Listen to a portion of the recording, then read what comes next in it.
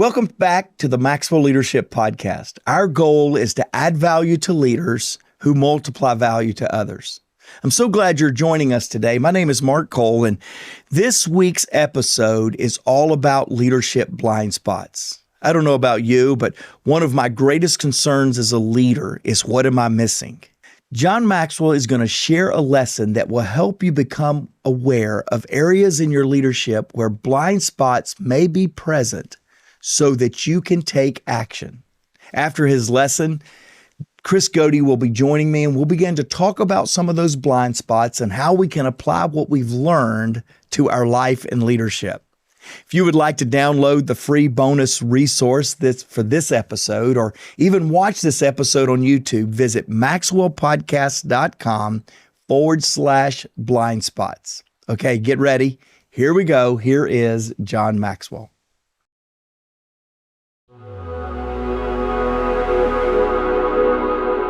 The blind spot, I think, is an area in the lives of people in which they continually do not see themselves.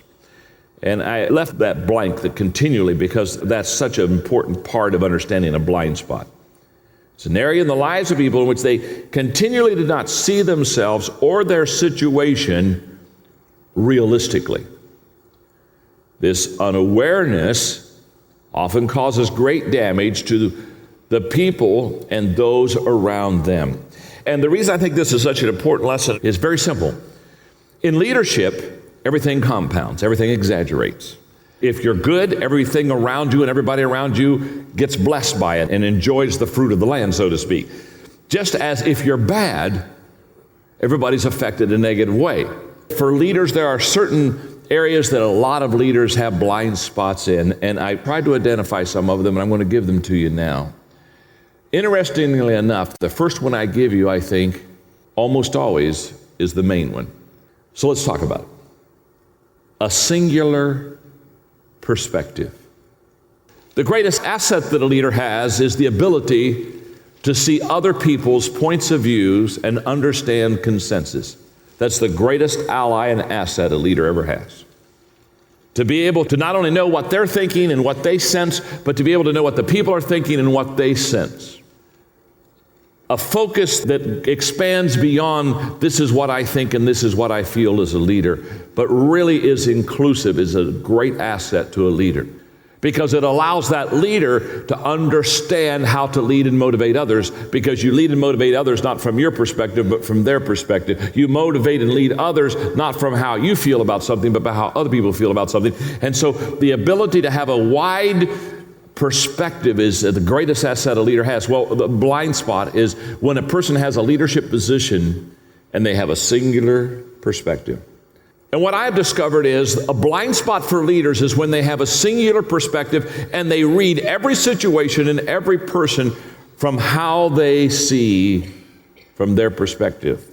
For probably the first 5-6 years of my leadership, I was so focused on how I felt about things and what I believed about things that I really was not a consensus leader. I just absolutely said, this is right, this is it, this is my conviction, this is what I believe, this is where I'm going. This is the goal, go to the mountain. And I had a very, very singular perspective in my life, and it was becoming a blind spot. In fact, my motto was, save time, see it my way. Followers are inward focused. Basically, the follower's question is always, how will this affect me? Leaders are outward focused. And they have to be asking the question all the time, how will this affect others?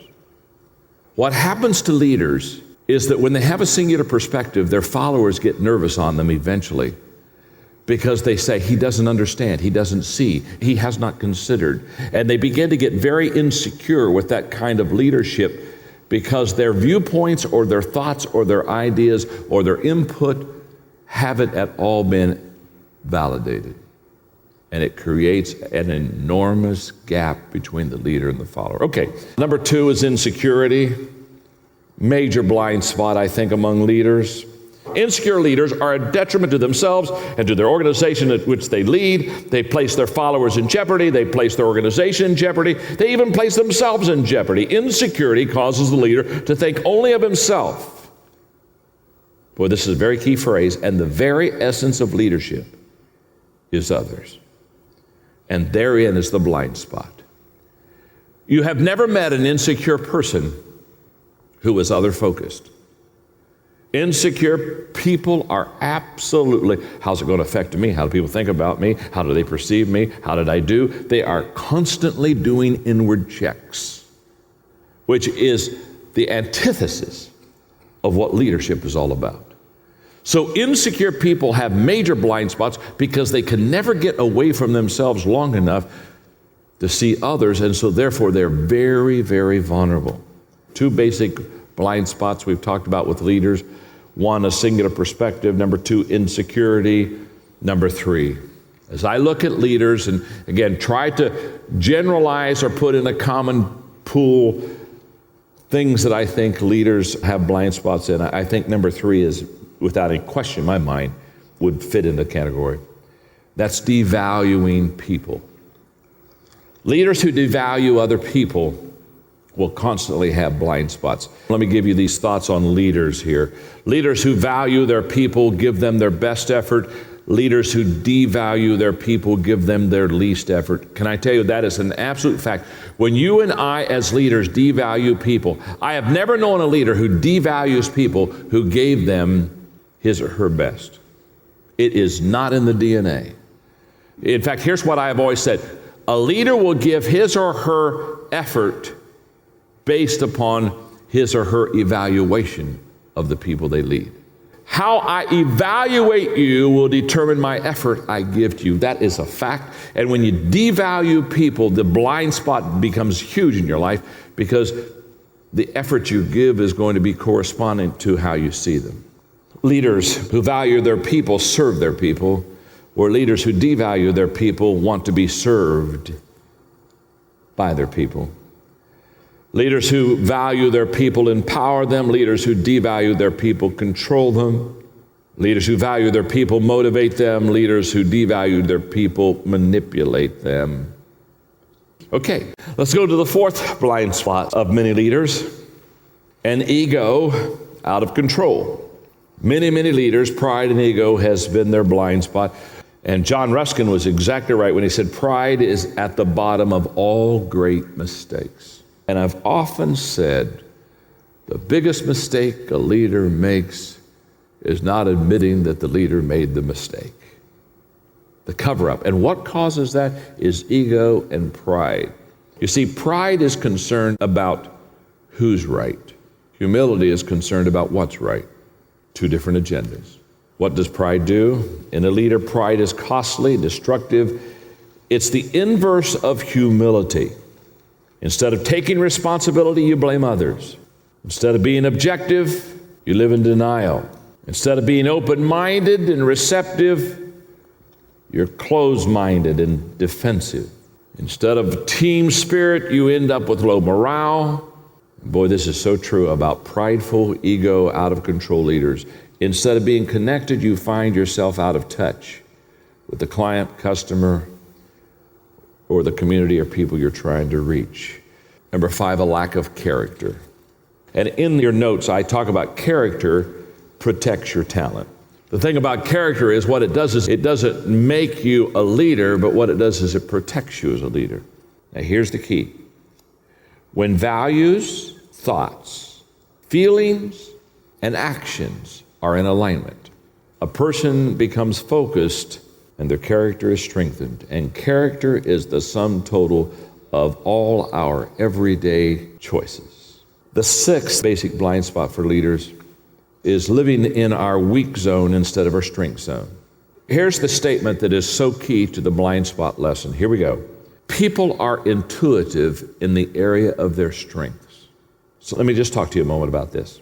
I can win a 100-yard dash against the fastest person in the world, the Olympic gold medal winner, whoever that person might be at this time. I can win a 100-yard dash if they give me a 90-yard head start. The ability to sense and get moving before others sense and get moving is the greatest advantage a leader has. Can I tell you something? Leaders have an intuitiveness about moves that should be made and decisions that should be made quicker than somebody else. Now, here's what I want you to catch. We're intuitive in the area of our strengths. So when a person comes up to me and they say, I'm not intuitive, that's not true at all. You're intuitive, but let me tell you where you are intuitive. You're intuitive in the area of your giftedness, in the area of your strengths. Let me tell you what you're not intuitive in, the area of your weaknesses. And that's where the blind spots occur. It's not in my strengths, it's in my weaknesses. That's where I get hit broadside and say, what in the heck happened? I didn't even have a clue this was going to appear. So therefore, when you think of leadership and blind spot, if you're in your strength zone, you're going to kind of sense it, probably before others sense it, but if you're in your weak zone, you're going to be the last person in the room to figure it out. That's why I have for your notes, blind spots are in areas of our weakness. Okay? That's very important. Hey, podcast listeners. Many of you listening right now would probably love the autonomy that comes with owning your own business or becoming a coach that helps other businesses succeed. Well, we have a phenomenal strategy where you are 100% in control of your own business, earning income on your own terms, and have access to the people, tools, and resources you need to build a thriving leadership development business. When you become a Maxwell Leadership Certified team member, you join a global community of entrepreneurs led by our expert team of mentors and faculty, including John C. Maxwell. You'll also get one of the top leadership certifications in the world next to your name, giving you the boost you need to get started. Visit us online at maxwellleadership.com/join the team to find out more.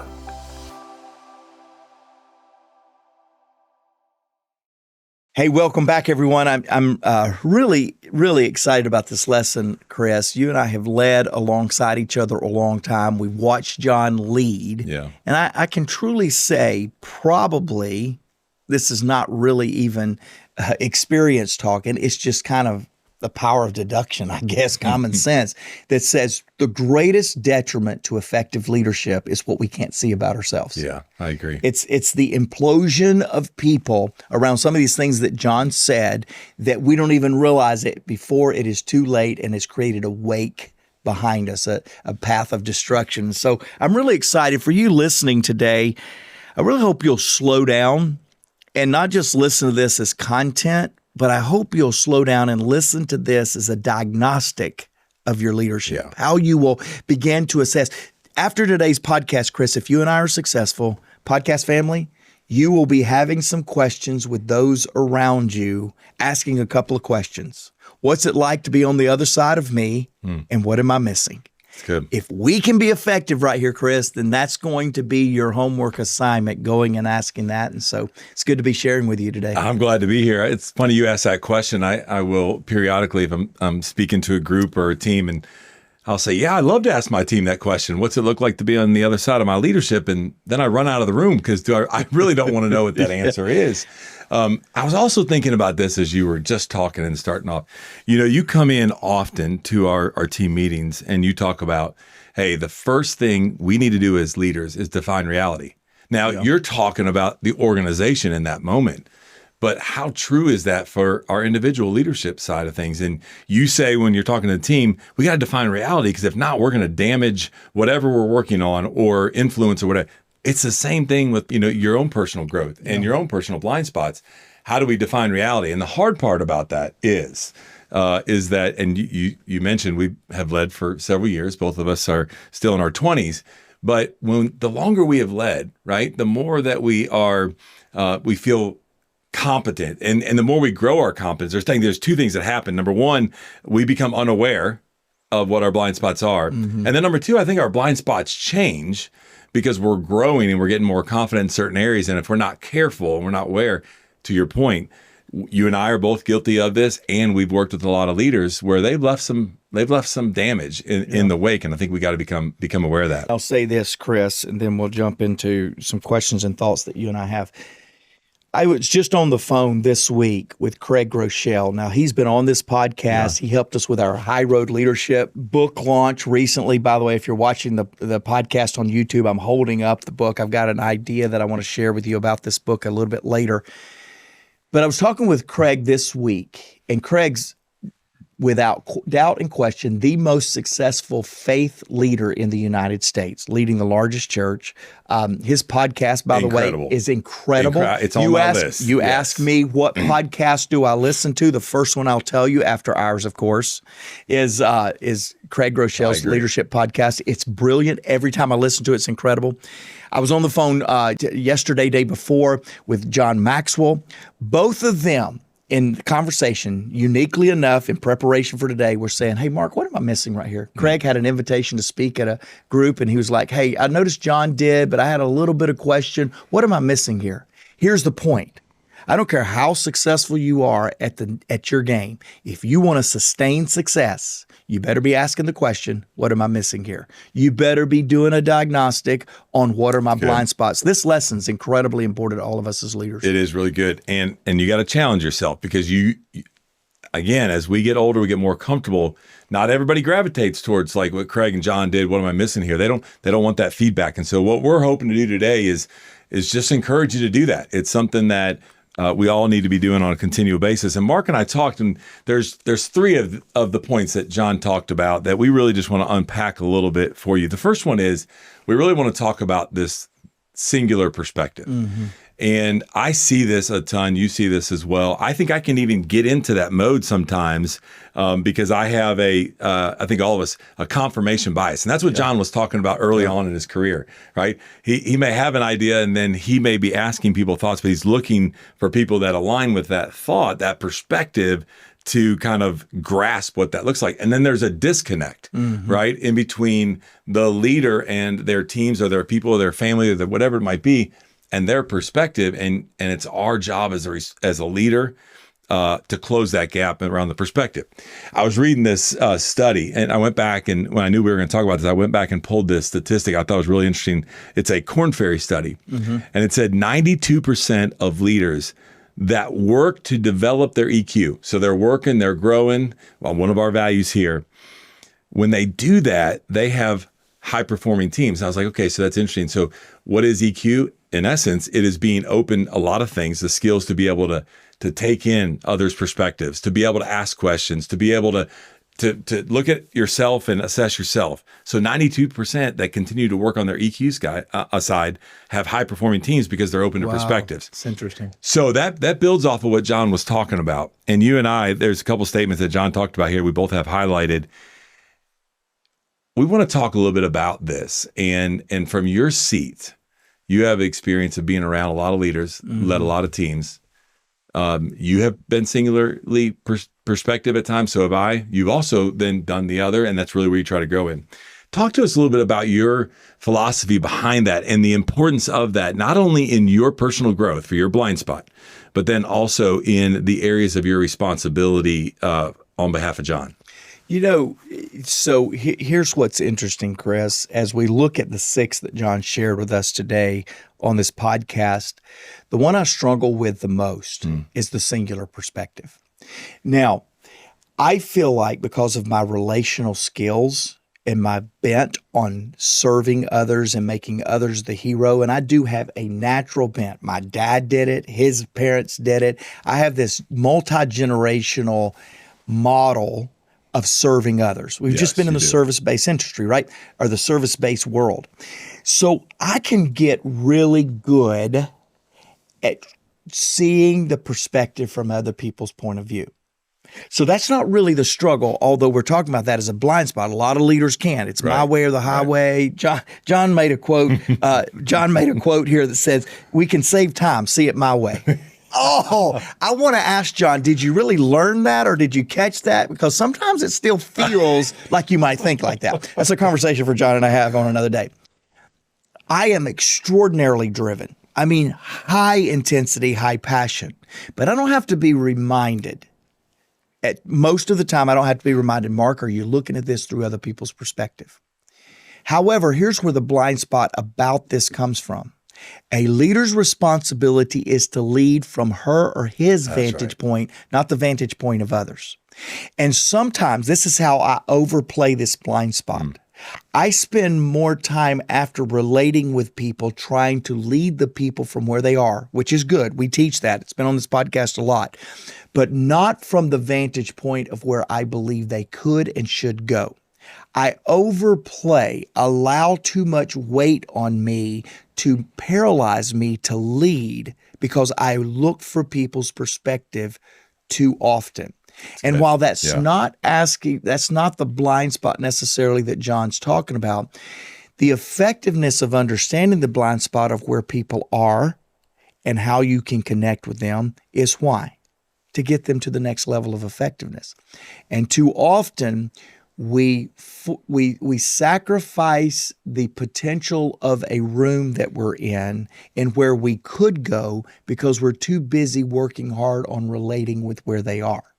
You got to know where they are, but it's just to get you prepared to take them where they want to go. Yeah, and too often, when we either are naturally bent to think about the world through other people's perspective, or we over-discipline ourselves to think about the perspective of other people, we let that be the end result, and that's only a tool to get the result of taking a group of people where they need to go. So this is a great point. I want to unpack it just a little bit. How have you grown in that area, right? Like this even makes me think about back where you've shared this before with John. It's like, hey, Mark, like, do you want to lead or be liked, right? Like we want to do both, right? But what you're talking about now is from a perspective standpoint, understanding where they're at from their perspective to go meet them there. You hear John say all the time, you got to go find your people. Mm-hmm. In essence, that's what you're saying. And then, so just unpack a little bit, but then how have you grown in that area? And then now what do you strategically do to understand their perspective? Because we believe everybody needs to be led well. Everybody deserves to be led well. And in order to do that, everybody needs to be led differently because they have different perspectives. So you can get where they're at, and then you learned and have grown to move them to a bigger perspective, which, by the way, may not just be your perspective. It may be our perspective once, the rising tide raises all boats. Talk to us about how you've done that, because that's interesting. I hadn't thought about it. This comment like that till you just explained it. Well, and so every time, this, I wish John were here in studio with us today. Every time we have a challenge that the leader, needs to run people through, John says, I'm not taking any time with you on helping you to connect with the people and get them where they need to go. Mark, you are better than me. Thank you, John. You are better than me in that. I have nothing to offer. You will go and relationally connect with where people are. Your challenge is once you connect with them, a little bit of what I was just saying, once you connect with them, you oftentimes come out of the meetings and say, hey, John, I got my point across. They heard me. And he's going, okay, they heard you and did what? Right. They heard you and discovered what about themselves. Yeah, that's and good. too often times, this is a vulnerable moment for me, but you guys love my vulnerability. Too often times I go into a very difficult meeting. In other words, we're leading through a difficult challenge. We're really working through. The team's not doing what they should do. We're not moving the way we need to go. I walk into a meeting and I walk out of that meeting feeling awesome because I connected with them and they even gave me some nods that we agreed on the problem. But 15 minutes after the meeting, I realized I'm heavier after the meeting than I was before the meeting. Here's why. I connected with them. They related with me. They felt appreciated by me, but they didn't feel tasked by me. So I walked out of the meeting with greater clarity, but no less load. And as a leader, when you walk into a room and there is a challenge, your blind spot often makes you be ships passing in the night. You never even connect with them. There's others of us, perhaps some of you relate, we connect. We got it. But we walked out of the room carrying the load rather than sharing the load. And a leader's responsibility when they connect with people is not just to have a kumbaya, great relational time. Oh, I'm not missing you. I don't have a blind spot. I know where you are. You know where I am. It's to move the ball forward together as a team rather than walking out of that room. And like I do often, 15 minutes later, I still feel the same heavy load. Are you ready to elevate your leadership to new heights? Join the movement towards High Road Leadership with John C. Maxwell's latest book. In High Road Leadership, John explores the power of valuing all people, doing the right things for the right reasons, and placing others above personal agendas. Learn how to inspire positive change and bring people together in a world that divides. Order now and receive exclusive bonuses, including a keynote on high road leadership by John Maxwell himself and a sneak peek into 3 impactful chapters. Take the first step towards becoming a high road leader. Visit highroadleadershipbook.com to order your copy today.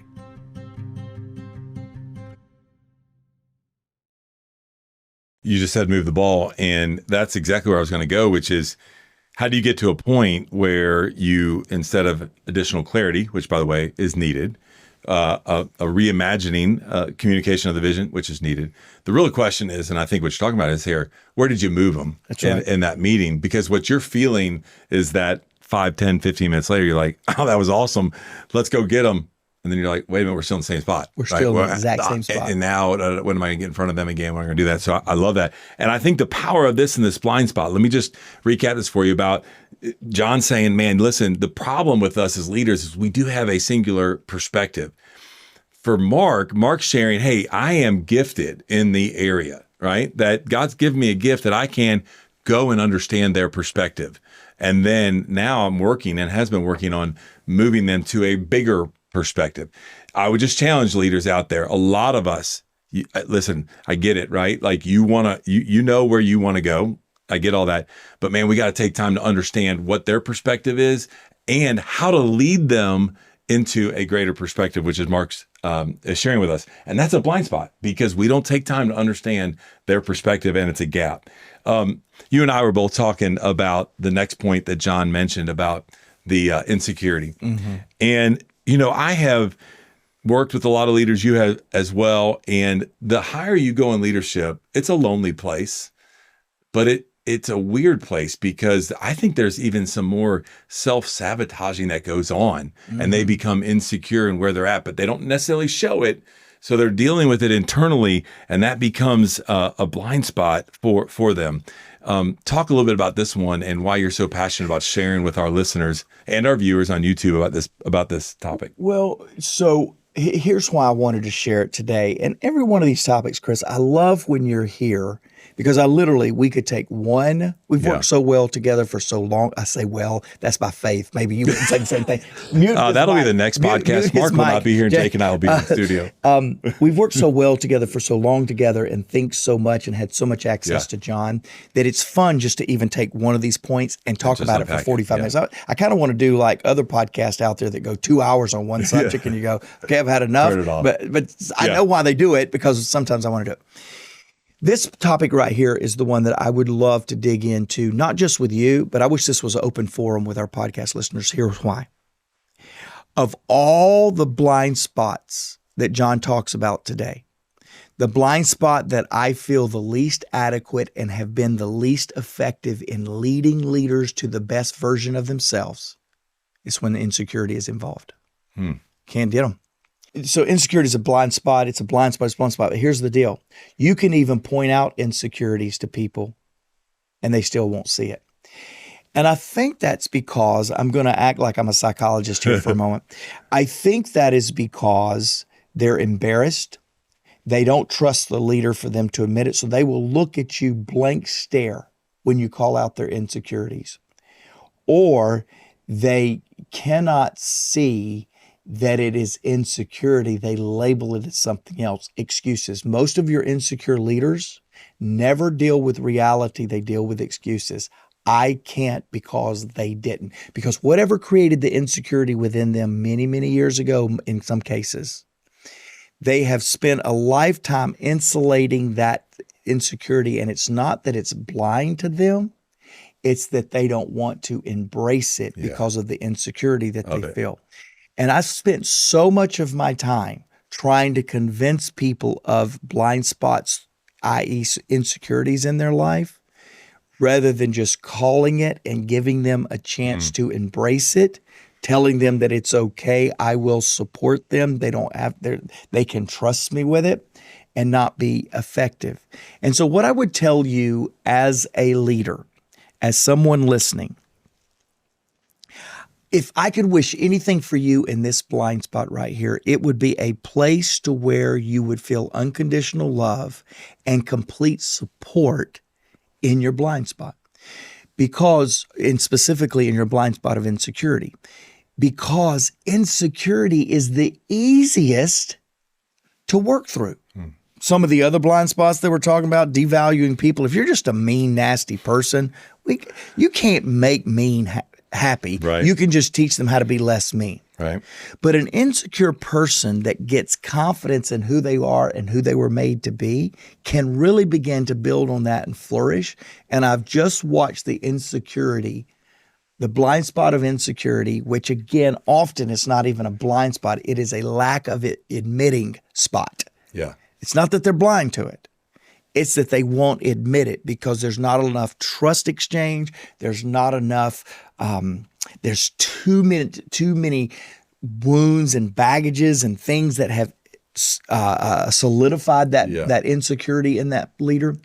And I have lost more leaders in my tenure of leading incredible people because of insecurity than any other reason. And I guarantee you could open up and talk about 53 insecurities that you have. But the way you lead, and that's why I really want to talk about this, because I want you to talk about how you create this aura of security. Because of many leaders that I've worked with, I know you got insecurities. We've talked. We've been very vulnerable with one another. But you don't lead from a place of insecurity. And I just wonder what you could add on why you don't allow insecurities to affect your leadership. That's a great question. I have a great follow-up question that I'm thinking about in regards to where you are going. You threw me a little curveball. Let me give you some thoughts on that. I appreciate you asking that. I have been through a lot of things. You have helped me through a lot of things. Other leaders have helped me through a lot of things. And I think at the end of the day, because I'm a person of faith, I ultimately know that I can control what I can control. And so for me, it's taken me some time to become secure with either my thoughts, my opinions, my ideas, whatever it might be. But I think also your wiring has a little bit to do with that. But this is going to lead me to where I want you to respond to. You and I both have the privilege than anybody else around here, other than probably Linda Eggers, to be around and work with John for the longest amount of time.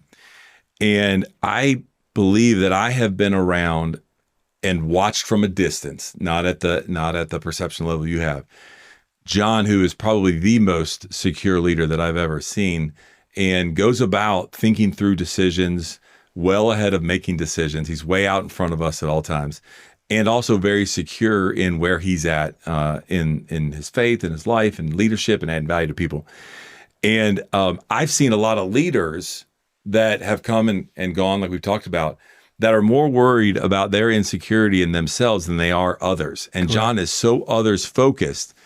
You and I could that's why I want you to respond to this, because like even just thinking about, John's like, oh, that's okay. I mean, John has the most abundance mindset than anybody. And I think right here, when we're talking about this insecurity, is that as leaders, we begin to think about ourselves and what's in it for me and this and that. And John is so outwardly focused and adding value to others. And I think there's a connection between the two that allows him to be that. So I want you to respond to that.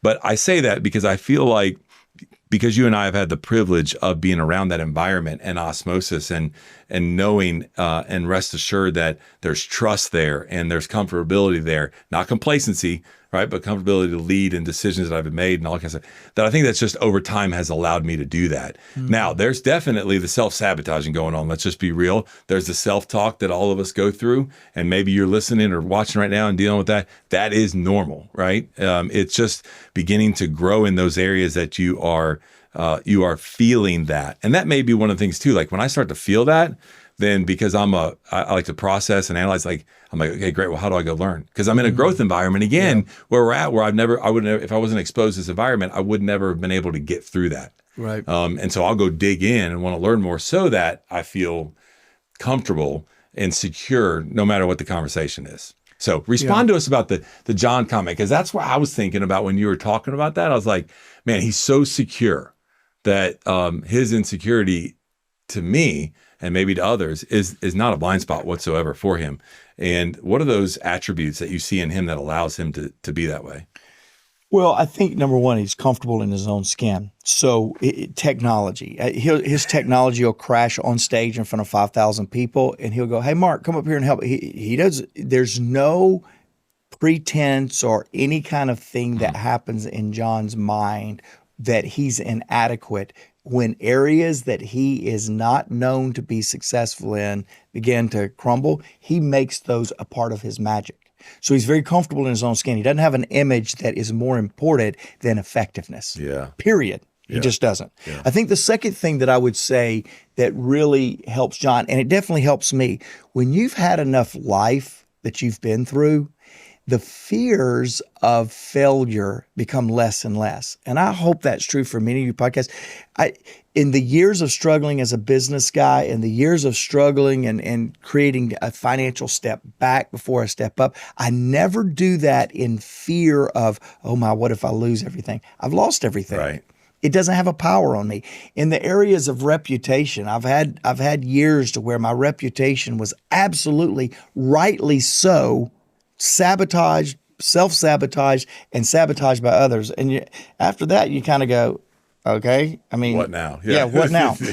But I think John has had a lot of life to where those kind of things don't have a hold on him. I think the biggest thing that I would tell you, though, is when you are learning, when you are given the opportunity of a lesson that actually shows in you a weakness, it can become your friend or your foe. Yeah. And John is so passionate about growing that anytime a deficiency, a shortcoming, a fallacy of some sort comes into his awareness, it's like his best friend.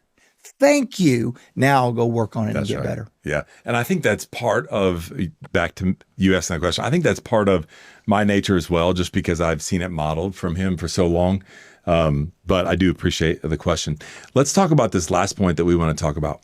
And this is really the blind spot that I believe in the circle of leadership, and whether it is in professional organizations, whether it's in nonprofit organizations, whether it's in professional athletic teams, whatever it is this ego. And we all carry some type of ego, right? It's there. But yet John is challenging us here to say, hey, we got to be aware of this because it is happening. It's a blind spot. And we need to make sure that we understand the difference between pride and humility. And when I was thinking about this point, it led me to Tim Elmore, incredible part of our team, thought leader, content creator, around the paradoxes of leadership. And in the first chapter, he talks about how as leaders do we have confidence and humility in the same way. And he didn't use the word ego, but a lot of us, because it's different, a lot of us do have ego that ends up showing up. Right. Oh, look at me. Look at me. It becomes a little bit like I feel entitled because I am doing this. I have this title. I have it, versus feeling like someone empowered me to be able to go and help people accomplish this, to have this opportunity. And so I see this all the time, and man, it just breaks my heart because you know why? They're unteachable, limits their potential, all this stuff, and their people know it right away. And so when that happens, John says all the time, people already know, and they can feel it and they can sense it. And so how do we get to a point where we keep our ego in check so that it's not a blind spot for our leadership? Well, I think the first thing that every last one of us, I don't care how humble you are and how aware you are of your success being because of others, which are two of the biggest things, is all of your success on a daily basis attributed to others or attributed to yourself. If you spend more time attributing to you're a self-made person, you really need to check your ego. Yeah. To the person that's the most humble and says, hey, I really am where I am today because of others. All of us need to understand we are all one step away from leaning into the ego that's in all of us. So again, wherever you are on the spectrum, you need to be aware that ego is lurking and wanting to grab you. I think where I would go with this is I think I've said this a little bit on the podcast, but this year, because 2023 was just such a it was a destabilizing year in my thinking, in my confidence, in several things. I went and got a spiritual advisor this year, an organizational health advisor, a spiritual advisor, kind of all in one, because of the individual that I picked just has a lot of experience in both. And I did that because last year my ego was shattered. And you got to have some ego. You got to have a little bit. And so having a blind spot about your ego, you can so self-deprecate and so self-sabotage with your talk. You talked about this a little bit earlier, that you don't realize that your blind spot is the lack of any self-respect. And so what's interesting, what's interesting is it's got to be in balance. It's got to be a tension. Right. So I was talking, because, man, this year has been so much better. All the peace that I'm running. And so what that has done is caused me to be a little bit more critical of the very people that has helped me get where I am. Okay. So I was talking to my spiritual advisor just this week as the recording of the podcast. And I said, hey, you got to help me, because you're encouraging me right here to get I'm getting an agreement for this person, that person, that person. He said, what's your agreement with yourself? He said, what are your minimums on what it means for you to be healthy and for you to get focused on yourself? And we started talking through that. He said, let me help you with something. This is a biblical reference because it was one of my spiritual advisors. He says, do you know that what caused Moses, perhaps the best leader in all of the Old Testament, of all Jewish history, Moses, do you know what caused him to not be able to reach the promise? It wasn't his leadership. It wasn't his loving the people. It wasn't him taking blame. It wasn't that he couldn't hear from the Lord. It wasn't all the things that we try to fix when we feel spiritually out of sync. He said it was his ego. He got mad at the people. He'd already had to bring water out of the rock. For those of you that don't know the biblical reference here, sorry. He'd already had to bring that before and did it. This time he was mad that he had to do it. Right. He knew God was going to do it. He knew it was his role to do it, but he was just flat out mad. He had too much ego. I'm better than this. Why am I having to do this again? What's it all about? In that moment of ego is when what he had been working and leading for all of his life, the Lord looked at him and said, hey, you're going to get to see it. You're just not going to get to experience it, because it was his ego. Now, for all of us that are out there with a tattered ego like Mark Cole was in 2023, or a little inflated ego like I might have been in the last couple of days when I had to be tweaked, ego being a blind spot and needing to be aware. And so you ask this question and we'll wrap, but I want to talk a lot more.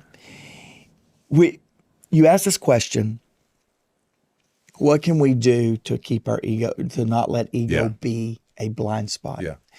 The only way I have ever been effective at this is to truly let close people around me get to monitor whether I have no ego or whether I have too much ego, and for them speaking into my life. And so in the area of ego, and I have a wife just like you that loves to tell me I'm too big for my britches.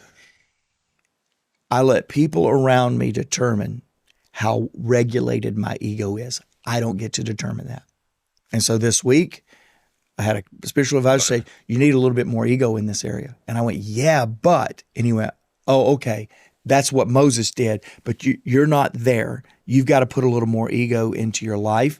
And I would just tell all of us to not let ego be a blind spot. But the only way you're going to deal with any of these 6 blind spots that we've talked about today is getting people around you, Chris, that will help you with them. That's the only way. Because here's the deal as I close. You know what a blind spot is? It's blind. What part of blind do you not understand? You cannot see it. Yeah. The only way you have ever been revealed something that you can't see is with the enlightenment of others, the enlightenment of experiences. And so in these 6 areas, as well as perhaps some other blind spots that you have, I'm going to really challenge you to ask the people around you, what am I missing? What's it like to be on the other side of me? One of the things that we've created, because there's so much blind spot in leadership right now, it's just blind. Our political leaders don't even understand that these debates they're having and all this kind of stuff is all about their ego and not serving the people. And so John wrote a book intentionally this year to address the blind spots in leadership, because it's keeping us from high road leadership. I held it up a little bit earlier for our podcast viewers, but for our podcast listeners and those viewing now, this is John's newest book, High Road Leadership, Bringing People Together in a World That Divides. I'm probably more passionate about this book than any that I have been passionate about in my 25 years. And that's because I believe not only is the book incredible, but the message of the book is needed now. I agree. And so we've got a product called High Road Leadership Online Course. I think typically it's regularly $299, but we want to give it to you, our podcast family, today, this week, for $199. If you will go into our show notes, we'll create a link there, or there's a link there for you. You can click on it, use the key code podcast, and we'll give you that discount. I want to challenge you to get out of your blind spots, eliminate your blind spots, and take the high road leadership journey with us. Because after all, everyone deserves to be led well.